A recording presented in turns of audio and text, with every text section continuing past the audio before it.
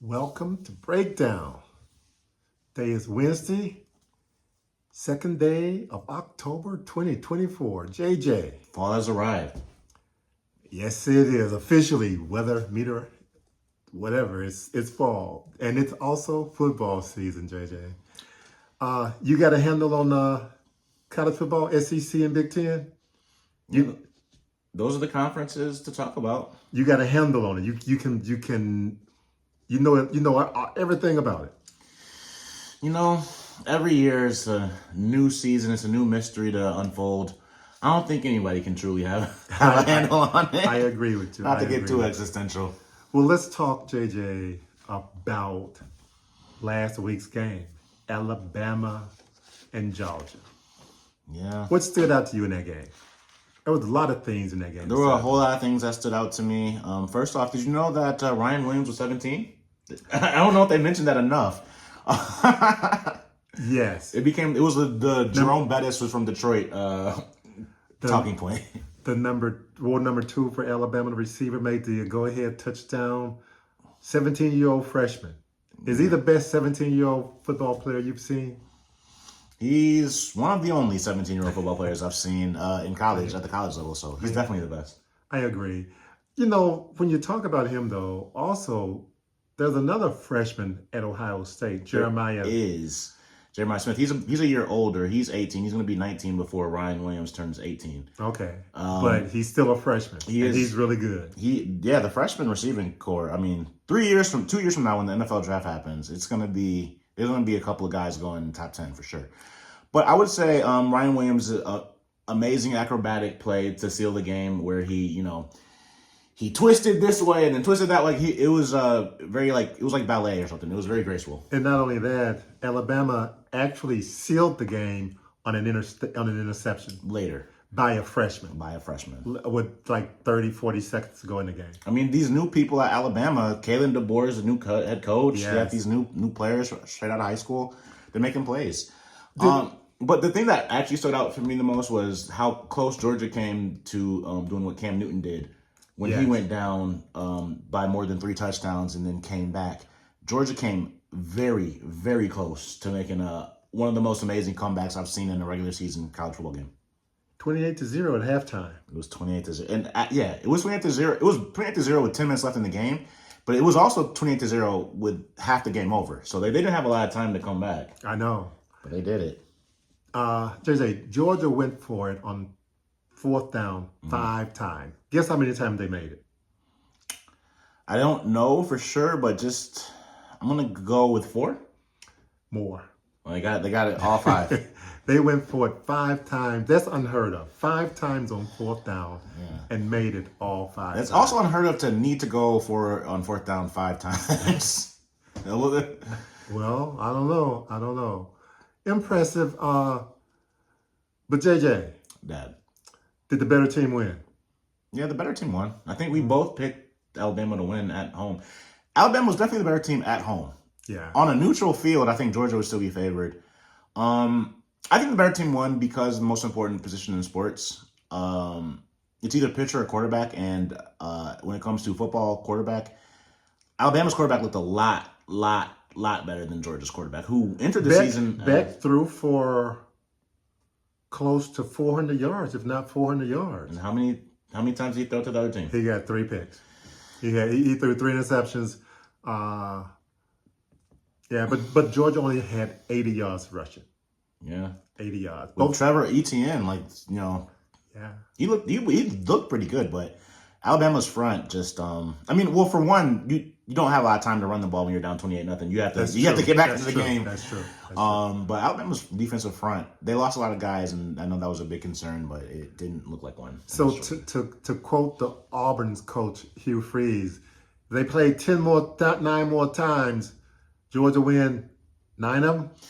Nah, Kirby Smart just has a thing against Alabama. I mean, he's won 6 of the last 7 times he's played Alabama, and literally no other team has beaten him. Yeah, the coach of Georgia has struggled mightily against Alabama. So that's just going to be a thorn in his heel. Doesn't matter if Nick Saban's gone. Apparently, it's just going to be an issue that he's going to have to figure out. Okay. Georgia Still a shoe-in to make it to the playoff? Oh yeah, with 12 teams, absolutely. With the 14 playoff, they would be in serious jeopardy. But at least two teams from the SEC are gonna make it. I would be shocked if 3 teams didn't make it. They're going to be. I think it's gonna be Tennessee, Georgia, and Alabama. Okay. Georgia and Alabama just played. Tennessee. Let's. Well, no, we'll do Tennessee later. Well, they have a round robin because they all played one another. Okay. Yeah. Let's go to Mississippi, JJ. Mm-hmm. They were hosting Kentucky this past week. They lost 20. 20 to 17. 20 to 17. They missed a game tying kick, 40-yard kick with about 40-some seconds to go in the game. They would have tied it up and maybe pushed it to overtime. JJ, you've said it all along. Mississippi a fraud? Well, first off, I think I know a game was on your mind when you started with 21-17, but we'll get to that one later. I know. Well, you'll never hear me come out and sing Mississippi's praises. Okay. But I do think there were some positives. I mean, there's obviously a lot of negatives. Their offense, Kentucky's defensive line was in Ole Miss's battlefield all day. And it was a home game for Ole Miss. It was a home game. And the funny thing is, one of the Kentucky sports reporters made a comment about how Ole Miss, their crowd environment, atmosphere isn't that impressive in the SEC, and it was like this huge ordeal, this huge thing, and like it was like front page of the sports section of the Clarion Journal in Mississippi, and then they showed up and the crowd looked out of it. They lost to Kentucky. It was the biggest upset Kentucky's had on the road since 1977 or 1978. I can't remember. Either way, you were barely out of high school the last time Kentucky had as significant a road win as that one. So. Okay. JJ, is Mississippi I'm sorry, not Mississippi. Is Kentucky a contender? They have 2 losses. Depends on what do you mean a contender for what? To make it to a New Year's Six bowl game for the first time? Yeah, I would say that they're a contender to do that. Well, I guess. But I mean, yeah, they're not making it to the 12 playoff. Well, high-powered teams like Georgia, they shut Georgia down, but they still lost. True, by 1 point. A high-powered team like Ole Miss, they shut them down and they won. Mm-hmm. Defense travels. Kentucky can't right the ship and still make it. Is it too late? A 2-loss team for a 2-loss team? It's not too late for a 2-loss team to make it. It's much too late for Kentucky to make it. They don't have the talent. I mean, their offensive line is good at run blocking. They were able to show that in the Ole Miss game and in the Georgia game, but they struggled to pass block. Okay. They showed a pass block, and their secondary isn't great. That's Ole Miss forte is passing the ball, but that has nothing to do with them. Yeah. That's true. Man, I don't know where I got that from. Okay, JJ, so let's go to another game. Okay. It breaks my heart to say it. I want to do the 21-17 game. Well, Arkansas and Texas A&M. Arkansas will never have to play in Jerry World against Texas A&M again, if they so choose. It's just been 12 of the last 13 games Arkansas has lost. And they have had a lead in 10 of those games. Had a lead in the fourth quarter in this one. They outgained Texas A&M, still lost. They outgained Oklahoma State, still lost. I guess if they don't outgain the team, they got a shot at winning, right? Outgain them in yards. Yeah, I mean they had a shot. What's Arkansas's biggest problem? That's a great question. Their biggest problem? Mm-hmm. I'm gonna go with their offensive line. What would you say the biggest problem is? Definitely offense. I don't know if it's the offensive line or it's the quarterback. Yeah, I mean, it was between those two. Like, the offensive line struggles to pass protect, and the quarterback struggles to throw. Yeah. So, I don't know. But also, the receiving core, is okay, but it's not the best in the SEC or anything like that. So I'm gonna go. That's why I actually think their receiving core is better than they're getting credit for. I haven't seen too many drop balls, anything like that. And there is some speed on that team. There's some speed, but does that mean that they can run routes? Does Tesla run routes that gets him open. Like he might from a 40-yard dash perspective, he's probably much faster than Cooper Kupp, but does he know how to operate in space? You know what? I'm going to answer that question. My own personal opinion is he runs great routes. That's my opinion. Okay. They just have a problem getting him the ball. That's my opinion. That's my opinion. Let's move on, JJ. The last game in the SEC. Auburn. Who did Auburn play? Oklahoma. Auburn had that game won, JJ, in the fourth quarter. What happened? Well, I don't know. I mean, pick six. You're going to have to ask Hugh Freeze about all these games that they're supposed to have been winning. Cal, Arkansas, Oklahoma. I mean, they're supposed to win all these games. And those were home games. Every single one of them. That's true. You know what? The pick six and the interceptions is a thorn in their side. No pun intended? No pun intended. It's a thorn in their side. Yeah. It's too late for them to right the ship. But what about Oklahoma? I mean, I'm not bullish on Oklahoma. Outside of last year when they won 10 games with a Heisman Trophy candidate at quarterback, you know, I have been less than impressed with Brett Venables. He has shown he's proven his mettle as a defensive coach. Oklahoma's defense is great. Their offense is atrocious. Jackson Arnold, you know, got benched in favor of Michael Hawkins Jr. or Michael somebody Jr. Yeah. To me, their offense kind of reminds me of Hugh Freeze's offense, where it's just very simplistic, and there's not enough safety nets for the quarterback. They don't run any motion, which a lot of colleges don't do. That's more of a pro concept, but they don't make things easy for the quarterback. Okay. Well, JJ, let's go to the Big Ten. Let's move up north. Penn State and Illinois over the weekend. Yeah. Penn State was like an 18-point favorite. Illinois was able to cover. Thankfully, they should give Penn State's kicker a gift basket.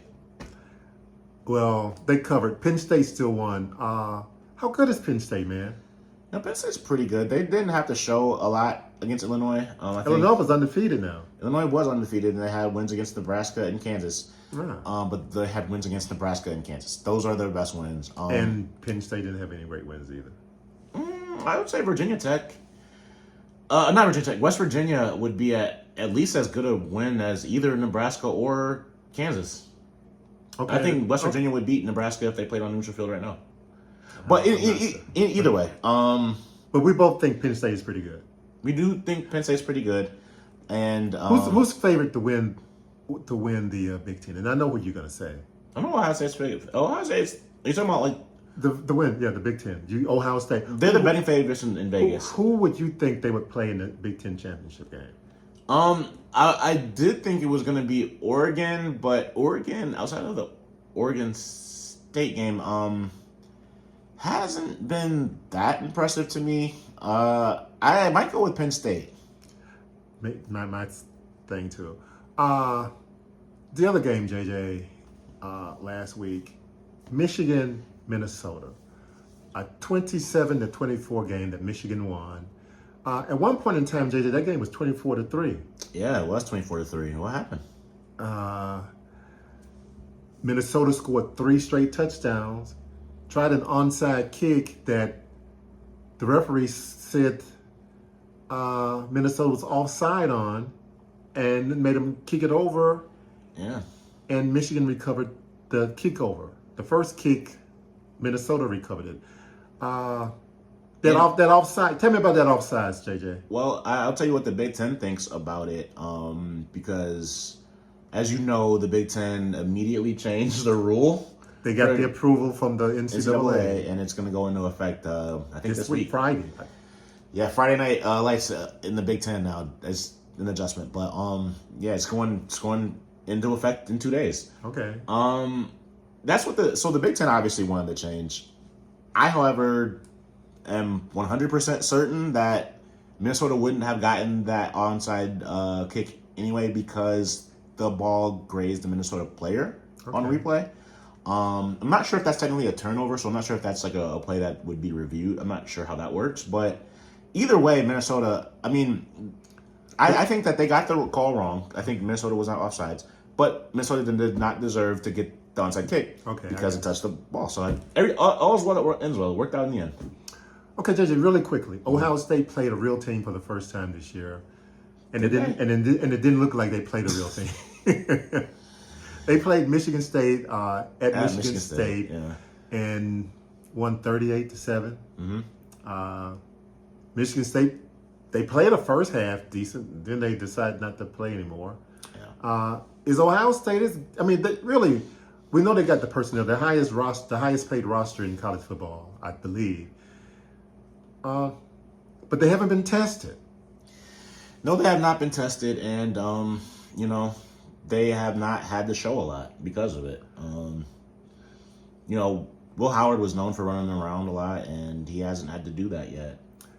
Michigan did that with J.J. McCarthy. He did not run really at all until you got into the Penn State, Ohio State, Big Ten championship game, like portion of the season. So I think that's what Ohio State is doing now. I think they're just slow playing it, and the schedule's pretty light. They have Oregon in 2 weeks, 3 weeks, on the 12th.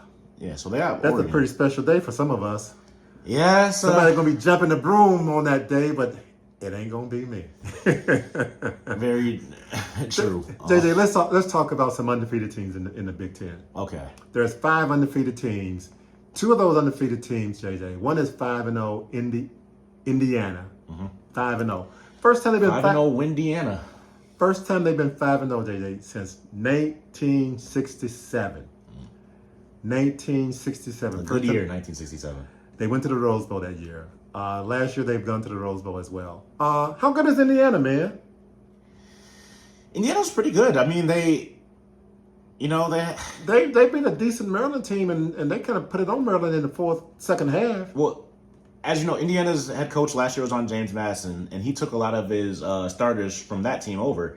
You saw what James Madison did to North Carolina with their leftovers. So that should let you know Indiana is looking pretty legit. It's a basketball state, but the Hoosiers, they're playing some pretty good football.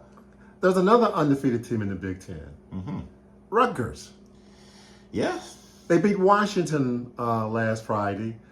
21-18, Washington. And they need to thank Washington's kicker for that, too. They missed a 55-yard kick as time expired. Field goal. That one was tougher than some of the other ones. Yeah. 55 yards is not an automatic. But that kicker had some other issues. Yet and still, though, undefeated. And Doesn't matter what the schedule says. Doesn't matter. You play who they put in front of you. Okay. And Rutgers has played them.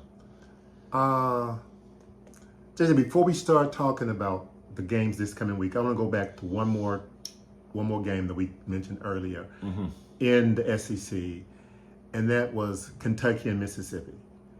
I got a question for you, and my question for you is Kentucky, after they beat Ole Miss, are they now a football school? Are they a football school? Yes, Kentucky. Well, no. No. Okay. Well, let's talk about this week's game, JJ. Let's stay with the Big Ten. We were talking about the Big Ten's game. This week, Indiana playing Northwestern. Michigan is at Washington. For a rematch of the championship game. That's right. And surprisingly, JJ, Washington is a favorite. This will be the 3rd time this season out of 6 games that Michigan has been an underdog. What world are we living in? We're living in a world where the starting quarterback for Michigan has yet to throw for 100 yards. He did throw for more yards last week than the week before, but it was still under 85. So they're playing basically the Wildcat offense is what they're running. Okay, now JJ, this is a rematch of the championship game. A lot of people are gone. I've been unimpressed with Washington personally. You giving or taking those 2.5 points? That's a good question. I have not watched a lot of Washington this year, but I do know that the consensus is that they have outplayed. They lost Washington State, but outplayed them apparently. I didn't watch a lot of that game, But I did watch the game against Rutgers, and they just shot themselves in the foot. Like, I think that they have the talent to turn things around. I think that's what Vegas sees. Okay. But 2.5 points for a team that has proven that little. I mean, that's bulletin. I mean, that's locker room material. That's bulletin board material. There's a lot of people, that at the end of the day, Michigan is going to have to throw the ball to start winning their games. But I don't think this is the game where it catches up to them. I think that they could cover that 2.5. Okay. What say you? Oh, man, you know what? Usually when I say I stay away from something, some team usually runs away with it to be a lopsided win. But I would stay away with that. On the surface, I could not take Washington and give 2.5 points. I just couldn't do it on the surface. But I would just stay away from this game altogether. Yeah, I would probably do the same. Are there any other games? I mean, nothing really stands out to me. Ohio State plays a real defense. They play Iowa. So they play a real defense. Ohio State is a 19.5-point favorite. Yeah. I don't think that they're going to cover that. I think Iowa. Well, you know what? Actually, Iowa's quarterback could be. He throws some pick sixes. I don't think Ohio State's offense would cover that, but just total points. You know what? I think Iowa's going to be down big enough that they're going to have to throw the ball, and I think the more that they throw the ball, the worse that is for Iowa. So you know what? I would say probably stay away from this too, but I would say I could see Ohio State covering. What say you? Man, that's a lot of points. I can't give that many points. Once you get past week 5, I can't give more than 14 points to anybody because you never know. But Jason, the only real game, well, there's 2 games this week in the Big Ten that I'm interested in. The next one is the Rutgers Nebraska game. Rutgers undefeated. Mm-hmm. I think Nebraska is a really good team. Mm-hmm. It's at Nebraska. Yeah. And Rutgers is a 6.5-point favorite. Is Rutgers 6.5 points better than Nebraska at Nebraska? Now, we know Illinois went into Nebraska and beat them. That's actually shocking. Like, Rutgers is a 6.5-point favorite? They're not the underdog? No, they're the favorite. That is shocking. Somebody must be hurt or something for... No, JJ, I'm sorry. Nebraska is the favorite. Rutgers is a 6. I don't know where I got that. Rutgers is a 6.5-point underdog, and Nebraska is a 6.5-point. That is a perfect spread because if they put 7, I would absolutely take Rutgers to cover the 7. And if they lose by 7, it's just a push. You don't lose money anyway. 6.5 makes it so tough. That's a Vegas knows what they're doing. There's a reason they have all those big buildings out there. Okay. Well, the last game, man. Who would you take between Rutgers and Nebraska? I like Rutgers, but they did not impress against Washington, and I'm not a big Washington fan. So I would take Nebraska. I would give those 6.5. I probably would do the same. Yeah. Before we leave the Big Ten, Michigan State going out to Oregon Friday. Another Friday night game for Michigan State. Bummer it doesn't start until 9 o'clock today. The Big Ten scheduling committee is not doing Michigan State a lot of favors, putting their one game last week on Peacock, giving them a 9 o'clock start this Friday. 24.5 points underdogs?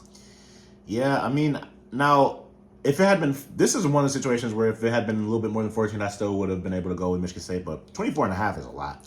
Yeah, that's way too many. So who would you take? The only thing I could think of, does Dan Lanning have anything with Jonathan Smith? Michigan State's coach was at Oregon State last year. And he played them every year, so he knows their offense. Yeah, I'm wondering if they might have some tension or something too, because he might want to run the score up, because that is a big number. I would pass on that either way, but I would guess I'd take Michigan State. I would take those points. So yeah, let's go to the SEC. Not really any big games in the SEC this week, but the one game of ranked teams, Missouri and Texas A&M. Where is that? At Texas A&M. Okay, at Texas A&M. At College Station. Ooh, and Texas A&M is a favorite, and Missouri is ranked higher. So how you see that game? Yeah, I mean, Missouri has not impressed. The Boston College game, was less than a touchdown. Final score. The Vandy game went into double overtime. Missouri has not looked good. Having said that, I think that they haven't did anything. They don't think they put anything on film for Texas A&M. I think this is the game where they show a little bit more. I mean, they've done a great job protecting Brady Cook, and I think this is Luther Burton's breakout game. I think this is the game where we've been waiting for him. He had the first two games of the season. He had some big numbers, but Texas A&M barely beat a no-name Arkansas team. That's true. And Missouri barely beat a no-name Vanderbilt team. Yeah. Any other games in the SEC, Jay, that sticks out to you? I mean, I'm not a Georgia and Auburn. If Hugh Freeze lose by 24.5 points, which he is expected to lose by, the heat's going to get hot for him. Oh yeah, no, it's hot. I mean, you can tell that it's hot based on his commentary after the Arkansas game. Like based on the things that he chose to say, the deflections that he's using right now. You don't do that if you don't have to. So yeah, things are pretty hot on his seat.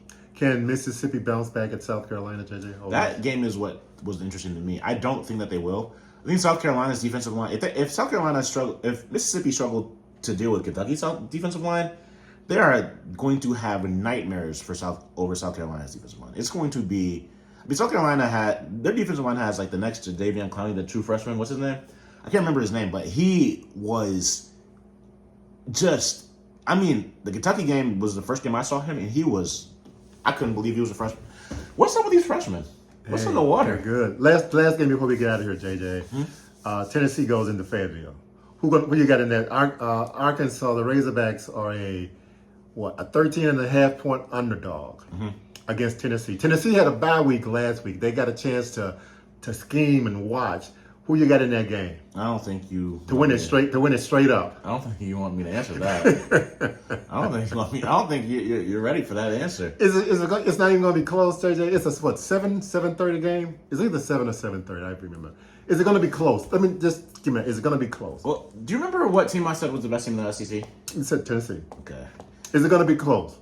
Where do you think Arkansas is in the SEC as it ranks? In your mind, probably second best. Oh, okay. In my mind, they're the best. Okay. Okay, so you said it's not going to be close. I'm saying I would stay far, far away from making that. The last time Tennessee went to Fayetteville, Joe Adams ran a punt for a touchdown. Arkansas won that game, I believe it's 49 to maybe 14 or 13 or 49 to something. So if they did it then with Bobby Petrino, they can do it Saturday with Bobby Petrino. You're referencing Joe Adams and Bobby Petrino, so that dates back to the last time Tennessee was in Fayetteville. Yes, sir. I think a lot has changed since then, and unfortunately, one program has been on that rise since then, and the other program has not been where I want it to be. So. Well, we're going to get out of here, JJ, but you missing the boat big time on the Arkansas-Tennessee game, but that's okay. We all entitled to miss. I'd love to be wrong. WPS, Woo Pig, Suey. Can we get out of here? Let's go. Let's go.